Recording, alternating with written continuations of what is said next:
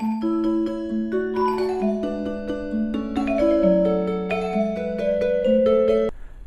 YouTubers, back again today. Just got in today, saw a great video in my subscription feed from FSX23 that made me go and look at the original source video that he's responding to. Now, by the way, if you've never been to FSX23's channel, please go. Makes great videos, very entertaining, fun to watch. So please go there, subscribe, watch his videos. He definitely adds something to the conversation. Getting back to what we're saying though, he's found it. He found the video, or at least to me he found it. It's the Atheist Nightmare. Behold, the Atheist's Nightmare. No, not that nightmare. It's a different nightmare. This one's just a simple question. In fact, here's the question. Was your brain intelligently designed? Well, that's not a nightmare question. In fact, that seems very straightforward. That's a pretty simple question. In my opinion, that seems like a very simple question. So let's go ahead and answer that for him. Oh, wait a minute now. Hang on. Channel name for this guy is Once Forgiven, Now Free. The problem I'm seeing, or one that I'm foreseeing, perhaps there's ESP after all, is this is a Christian theist I'm talking to. And in my experience, a lot of Christian theists, not all of them mind you, some of them this does not apply to, but a lot of them don't tend to argue very honestly. In fact, they make very disingenuous arguments. So let's watch a little bit more and just let's kind of get a feel for what's really going on here. Obviously, atheists will claim that no, their brain was not intelligently designed. Okay, that seems like a fair response so far as it goes. But why would they do that? Because at this point, you actually haven't presented your argument. You haven't presented what your real claims are. You're asking us to evaluate your claim, and yes, it is your claim. It's implicit within your question that the brain was intelligently designed. You're asking us to evaluate that. But you haven't presented your actual argument. I'm not surprised you'll get lots of responses saying no, but perhaps a little early to have said that. But still, I just have that nagging feeling that something else is going on here. So, doesn't that raise a few red flags for you? No. There's lots of things that aren't intelligently designed, so far as I can tell, that seem to operate according to certain rules with a certain amount of uncertainty to them. That doesn't raise a red flag for me. I mean, if you want to claim that your brain was not intelligently designed... And that's the reversal of burden of proof right there. It's not that I'm making the claim, it's that I'm saying your claim is not persuasive. So let's just go ahead and we can put that one to rest right now. You don't get to reverse the burden of proof. Then shouldn't your entire belief system come into question?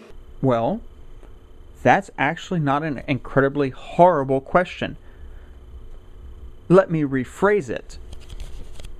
If something is intelligently designed, I should not question the output of that system.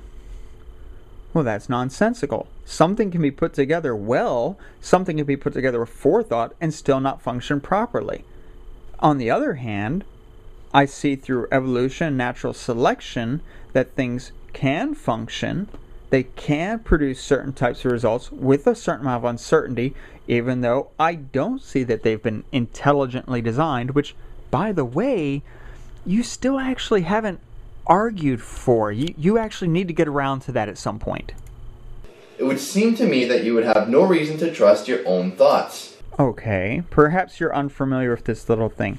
It's called experience. That through my experience with the world, I have come to trust my thoughts at least to a certain degree.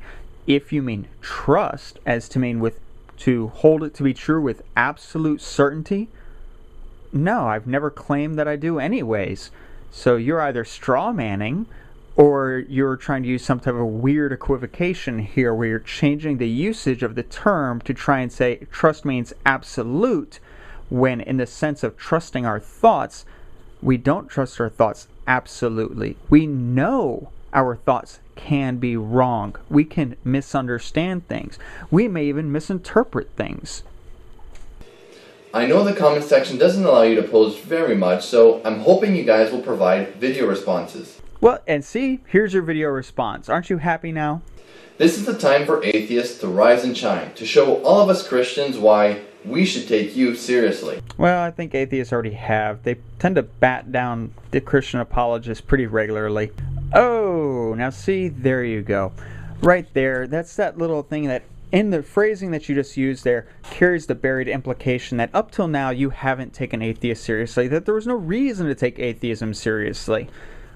Well, okay, that's just frankly insulting, because if you haven't taken it seriously, then it tells me your considerations, your decisions were reached without serious consideration. So why should I think your conclusions have any merit? You obviously didn't use serious consideration. You just went with something, right? Isn't that what you just said? To show us why your faith is a rational one. Oh, now see, there you go. That's what we call a fallacy of equivocation. When you use the word faith, it can mean different things at different times. And the way you use it as it applies to your belief system, it's faith, which is you believe in a thing to be true, even though you don't have evidence for that thing to be true. Now, if you think faith means something other than that, as far as it applies to religion, that's fine. Present your argument why, but that's my general understanding of it. As it applies to my worldview, faith is not the correct term. I have a justified belief that my worldview has been an accurate way for me to model how the world functions and how I function within it. That's not faith. I have evidence. So you really ought to get that cleared up before you try and make your response video, because right now you're really making a fallacy of equivocation. To show us that you can actually defend what you believe. Actually, I think atheists have done that pretty well so far. The best the Christians have come up with lately has been the presuppositional apologetics, and all that is just asserting that it must be true and running with it. They don't actually evaluate it, they don't actually provide evidence for it, they don't even provide an argument for it. They presume, they presuppose it must be true. So, okay, that's pretty much the explicit definition of begging the question. They assume the answer within the question itself. Atheism doesn't do that. I'll plan to take the best responses and summarize them in a video where I can critique them and explain why I think the Christian faith can provide a better foundation for logic and rationality than yours can. That would be nice. In fact, you don't even have to wait for these video responses. You can present your argument now. In fact, that's generally the way it goes. What you're doing is, as I've said, doing a reversal of the burden of proof, asking other people to prove you're wrong, and then you'll actually make your case. Make your case. Don't wait for someone else. Make your case.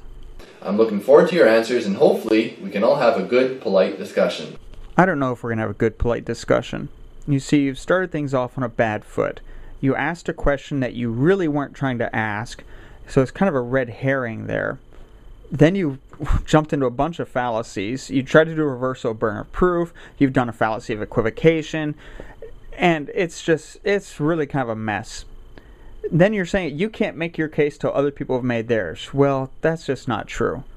You have a particular position that you're wishing to hold. That's fine.